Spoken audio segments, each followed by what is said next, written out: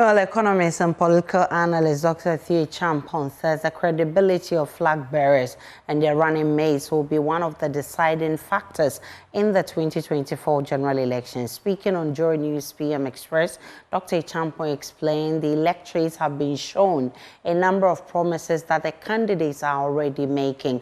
But if you unpack it a little further, there are things to do with the size of government, social interventions, poverty eradication, corruption, youth unemployment, agriculture, and reducing the food import bill, as well as tax reforms. He says citizens have fundamental questions about which of the parties with their flag bearers and running mates have the credibility in terms of loyalty and trust to address these promises.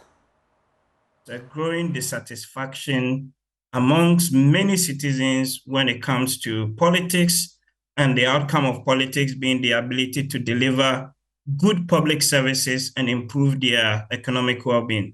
And you can see various data points to support this from Afrobarometer and other surveys that have been carried out, over the months and over the years, where increasingly the citizens are becoming disenchanted in terms of how politics is practiced, number one, but number two, that the politics is not necessarily improving their lot, but rather bettering the lot of a few people within certain circles. And this then gives rise to what I think are the two biggest factors that would drive or determine the outcome of this election. And the biggest one, in my view, is the economy and the cost of living concerns.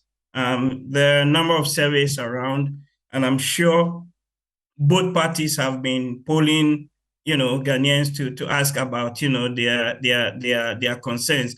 And consistently, you will see the issue of the economy manifesting, specifically three things under that: inflation, interest rates or cost of borrowing, and then the cedi, the forex rate, because that practically determines everything that happens to people's, living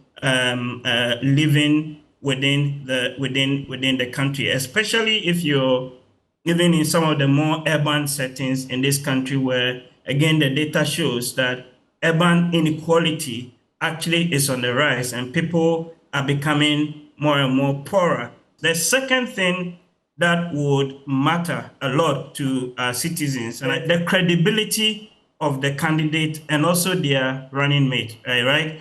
And this basically translates into two things under credibility. For me, the issue of loyalty and the issue of trust. So which of these candidates, given the economic issues that are bedeviling the economy, given the fact that there's a growing dissatisfaction with how we practice politics and the outcomes of that, would be able to fundamentally improve their lot?